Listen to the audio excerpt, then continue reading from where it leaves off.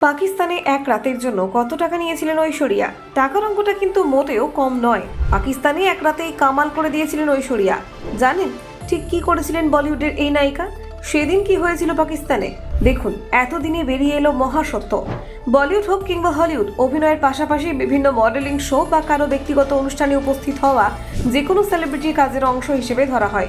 এইসব অনুষ্ঠানে উপস্থিত হয়ে কোটি কোটি টাকা উপার্জন করেন তারকারা। বলিউড তারকা অক্ষয় কুমার থেকে শুরু করে কিং খান, শাহরুখ কেউই বাদ যান না। আর অভিনেত্রীদের কথা তো বলাই বাহুল্য। ব্যক্তিগত কোনো ইভেন্টে তাদের আমন্ত্রণ জানাতে হলে আয়োজককে গুনতে হয় কোটি টাকা। তবে এখানে ব্যতিক্রম বলিউড ডিভা ঐশ্বরিয়া রায়, যার অভিনয় থেকে রূপ সবকিছু নিয়ে নেটিজেনরা বেশ প্রশংসা করেন। সেই ঐশ্বরিয়া খুব একটা ব্যক্তিগত ইভেন্টে যান না বলা চলে। ক্যারিয়ারের একদম শীর্ষ সময়ে যেমন তিনি কোথাও খুব একটা যেতেন না, তেমন এখনো বড় কোনো ফিল্ম ফেস্টিভ্যাল না হলে তার দেখা মেলা ভার। তবে একটা সময় ছিল যখন সুন্দরী অভিনেত্রীকে একবার নিমন্ত্রণ জানানোর জন্য মরিয়া থাকতেন দেশ বিদেশের নামকরা ভক্তরা। 2008 সালে এমনই একটা নিমন্ত্রণ রক্ষা করেছিলেন ঐশ্বরিয়া। তেমনই শোনা যায়।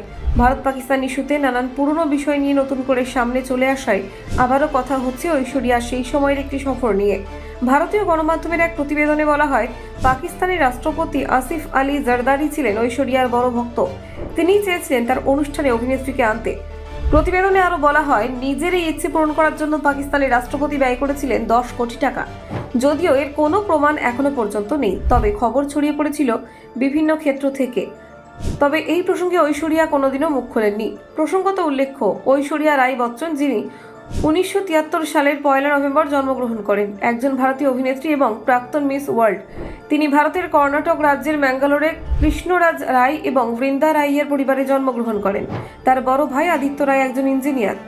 ঐশ্বরিয়া ছোটবেলা থেকেই মেধাবী ছাত্রী ছিলেন এবং স্থপতি হওয়ার স্বপ্ন নিয়ে পড়াশোনা শুরু করেন, কিন্তু পরে মডেলিংয়ে ক্যারিয়ার গড়ার জন্য পড়াশোনা ছেড়ে দেন। ঐশ্বরিয়া রায় 1994 সালে মিস ইন্ডিয়া প্রতিযোগিতায় অংশগ্রহণ করে দ্বিতীয় স্থান অর্জন করে নেন। এরপর বিশ্ব সুন্দরী খেতাব জিতে নেন।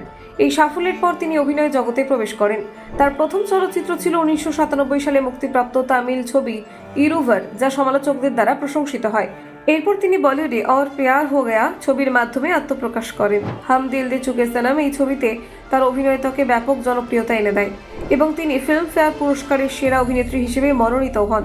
দেবদাস সঞ্জয় লীলা বনসালির পরিচালনায় এই ছবিটি আন্তর্জাতিকভাবে প্রশংসিত হয় এবং এটি ঐশ্বরিয়া আবারও সেরা অভিনেত্রী হিসেবে ফিল্মফেয়ার পুরস্কার লাভ করেন।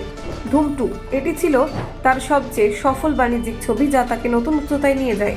যোধা আকবর ঐতিহাসিক কাহিনীর ওপর ভিত্তি করে নির্মিত এই ছবিতে তার অভিনয় সমালোচকদের দ্বারা প্রশংসিত হয়।